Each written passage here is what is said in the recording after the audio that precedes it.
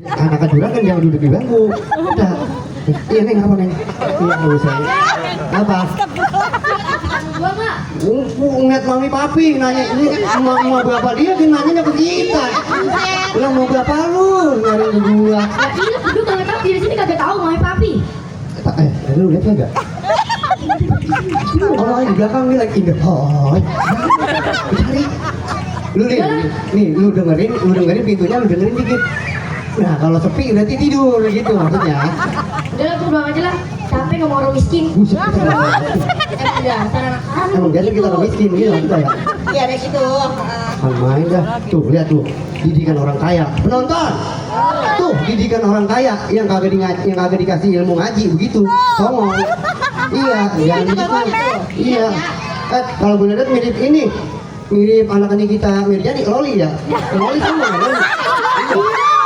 Gila loh, gila loh. Gila loh, katanya Loli bukan main. Sekarang begini Neng.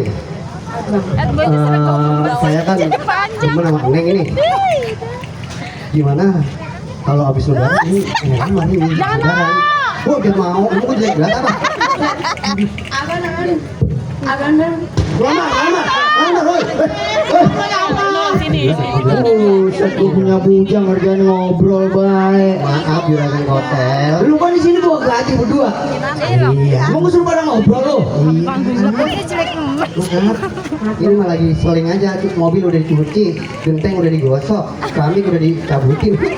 Maaf. Motor kan tadi serem.